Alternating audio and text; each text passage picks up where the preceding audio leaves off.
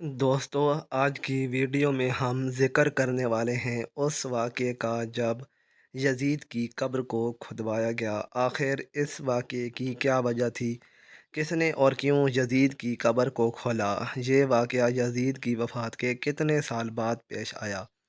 دوستو، یزید نے اپنی زندگی میں ہی اپنے بیٹے معاویہ کو اپنا جانشین مقرر کر دیا تھا۔ یزید کے 12 بیٹے اور 5 بیٹیاں تھیں، لیکن اس کو اپنے بیٹے معاویہ سے بے انتہا پیار تھا۔ اس کی تعلیم و تربیت ہی شہزادوں کی طرح کی گئی۔ یزید چاہتا تھا کہ اس کا یہ بیٹا اس کا حقیقی جانشین بنے۔ یزید نے حکومت سنبھالتے ہی اپنے 2 بیٹوں خالد اور معاویہ کو اس وقت کے بہترین استاد عمر المقصوص کے مکتب میں 3 سال کے لیے بھیج دیا۔ شیخ عمر المقصوص بھی جانتے تھے کہ یزید کا جانشین معاویہ ہے، اس لیے انہوں نے اس کی تربیت پر خوب محنت کی۔ 61 ہجری میں جب کربلا پیش آیا تو عمر المقصوص کو بہت تکلیف پہنچی۔ چونکہ آپ کا دل محبت اہل بیت سے تڑپتا تھا، اس لیے آپ نے یزید کے ان دونوں بیٹوں کو عظمت اہل بیت سے خوب روشناس کرایا۔ ایک طرف کربلا کا واقعہ پیش آیا، جگہ جگہ یزید کے خلاف بغاوت اٹھنے لگی۔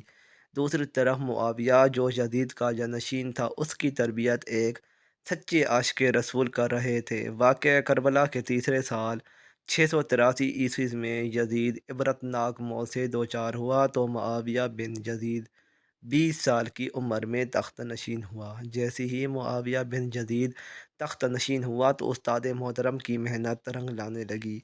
اس نے آتے ساتھ ہی واقعہ کربلا کی تحقیقات کیں اور محض 40ویں دن لوگوں کو اپنی بیت سے آزاد کر دیا۔ بعض روایت میں ہے کہ معاویہ بن یزید نے 3 ماہ حکومت کی۔ 20 سال کی عمر جوانی کا ایک ایسا دور ہے کہ جب انسانی خواہشات کی منظوری عروج پر ہوتی ہے۔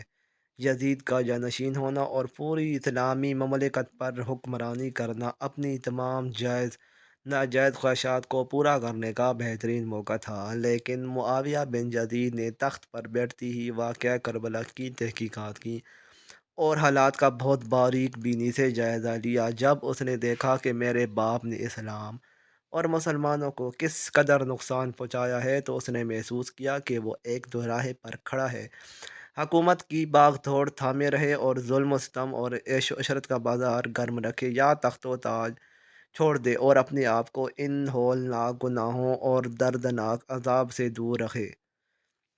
بالآخر اس نے فیصلہ کر لیا۔ اس کا فیصلہ ان سچی تعلیمات اور اس ایمان کے تفعیل ہی ممکن ہوا جو اس کے رگ و پے میں شامل ہو چکا تھا۔ اس نے ایک عزم راسخ کے ساتھ حکومت کے عہدیداروں اور عوام کو مسجد میں جمع کیا اور پھر خود ممبر پر جا بیٹھا۔ اس نے اپنی تقریر میں سب سے پہلے خدا کی حمد اور اس کے بعد رسول اللہ صلی اللہ علیہ وآلہ وسلم پر درود بھیجا، اور پھر وہ یوں کہنے لگا: میرے باپ یزید کو جب حکومت ملی تو وہ اپنے اعمال اور برد کرداری کی وجہ سے ہرگز اس کا اہل نہیں تھا، لیکن وہ اس پر قابض رہا اور اس کا نفس اس سے بدترین کاموں کی ترغیب دیتا رہا اور وہ اپنے برے کاموں کی ترغیب دیتا رہا وہ اور اپنے وہ برے کاموں پر بھی فخر کرتا تھا۔ اس نے خدا کی بتائی ہوئی حدود سے تجاوز کیا۔ رسول اللہ صلی اللہ علیہ وآلہ وسلم کی اولاد پر اس نے بدترین مظالم ڈھائے، لیکن اس کی حکومت کی مدت بہت ہی تھوڑی تھی اور بہت جلد اس کی شرمناک زندگی کا خاتمہ ہو گیا، اور آج وہ اپنے اعمال کے حساب و کتاب میں الجھا ہوا ہوگا۔ جب معاویہ بن یزید کی بات جہاں تک پہنچی تو اس کا گلا رک گیا۔ کافی دیر تک وہ بلند آواز میں روتا رہا۔ اس کے بعد وہ دوبارہ لوگوں سے ہم کلام ہوا اور اس نے کہا: اے لوگوں، میں تمہارے گناہوں کا بوجھ اپنے اوپر نہیں اٹھا سکتا اور نہ تمہاری دوستی کا طوق اپنے گلے میں ڈالوں گا۔ میری خواہش تو یہ ہے کہ حکومت شہزادہ حسن امام زین العابدین کے حوالے کر دی جائے، یا اب تم خود جو بہتر سمجھو وہ کرو، یا وہ حکومت کرے جس کا تم انتخاب کرو۔ میں اپنی بیعت سے تم لوگوں سے ہاتھ اٹھاتا ہوں اور اس خلافت کو ٹھکراتا ہوں۔ معاویہ بن یزید کے ان جملوں نے محفل میں طوفان برپا کر دیا۔ پھر معاویہ بن یزید ممبر سے اتر آیا۔ اس کی ماں اور دیگر عزیز و اقارب آئے تو دیکھا کہ روئے جا رہا ہے، تو اس کی ماں نے کہا: کاش تم عید کا چیچڑا ہوتے اور میں تمہاری خبر نہ سنتی۔ اس نے کہا: خدا کی قسم، میں ہی یہی چاہتا ہوں۔ اگر میرے خدا نے مجھے معاف نہ کیا تو میرے لیے برا ہو۔ اس کے بعد بنو امیہ کے اموی شہزادے نے مروان بن حکم کے ہاتھ پر بیعت کر لی اور اسے تخت پر بٹھا دیا۔ مروان نے اپنا دارالحکومت مستقل طور پر دمشق منتقل کر دیا۔ بنو امیہ شیخ عمر المخصوص کو زندہ درگور کر دیا کہ تم نے ایسی تربیت کیوں کی کہ معاویہ بن یزید نے بھرے دربار میں بنو امیہ کو رسوا کر دیا۔ اس کے چند دن بعد ہی معاویہ بن یزید کو زہر دے دیا گیا۔ 684 سے 685 تک مروان نے حکومت کی، پھر اس کی وفات کے بعد اس کے بیٹے مروان بن عبد الملک نے 685 سے 705 تک ایک طویل عرصے تک حکومت کی۔ پھر 705 سے 715 عبد الملک کے بیٹے ولید نے حکومت کی۔ اسی دور میں سندھ، اندلس اور دیگر بہت سی ریاستیں فتح ہوئیں۔